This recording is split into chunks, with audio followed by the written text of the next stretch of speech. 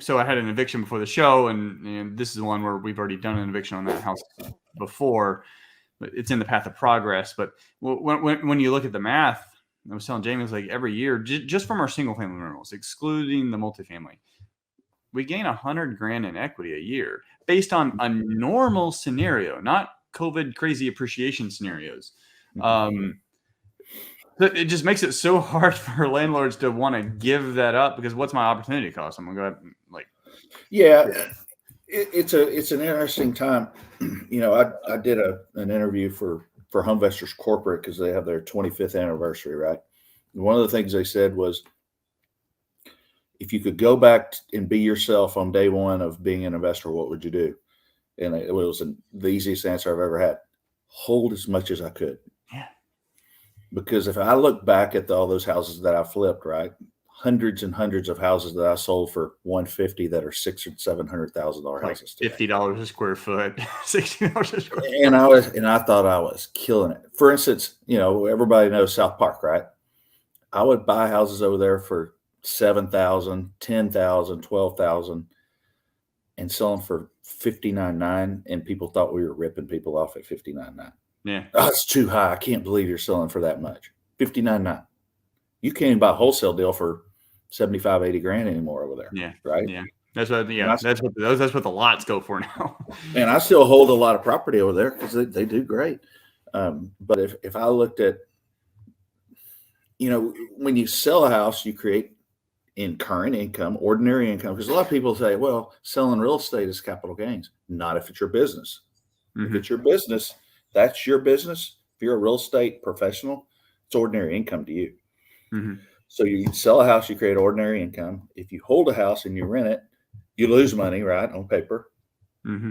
And if you can sell just enough to survive and do this while you're young or younger, because that's not me, heck, you look up and you got generational wealth that you've built. So that's a very, very good point there.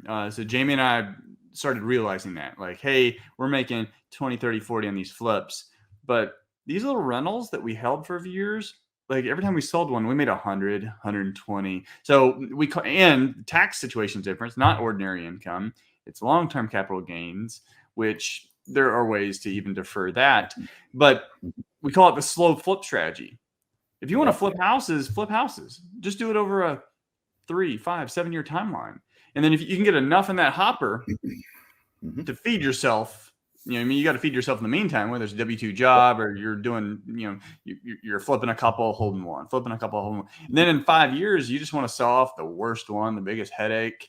You got $100, you got $100,000 payday, $120,000 payday, $150,000 payday. And then if you really want to accelerate it, you take that $150,000 and you don't use it to go buy a Range Rover, and you go out and buy 3 more properties. Yep. Man. Well, I saw a pretty neat deal. This guy was talking about this thing called 15 and 15. Have you ever heard that phrase? No. So what you do is you buy 15 houses over 15 years, and you could do 1 a year, or you could do 10 a year, right? But let's just use the example of 1 a year.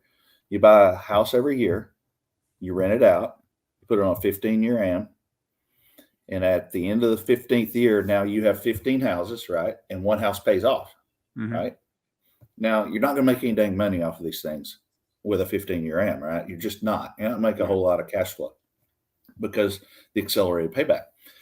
But if you look at that, if you can do that in some multiple of this, let's say they're $150,000 houses.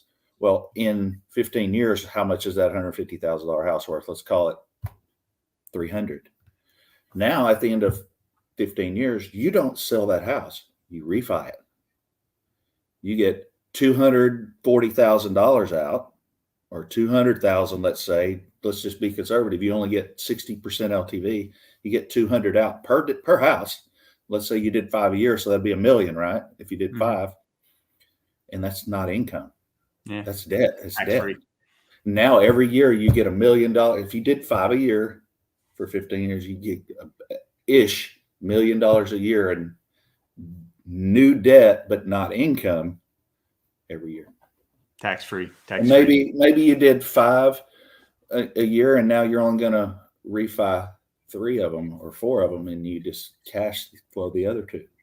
right? Yeah. But the other part of that, over these years, all you've done is depreciate them and lose money on paper. So you've never paid income tax on all these years. And 15 years down the road, you have all of these houses where you could either let them all pay off if you don't need the money, and then just keep the rent. You may be bringing in $30,000 a month for all you know by then, right? Yeah. Or you can write, go get a new loan and cash out and buy a ranch.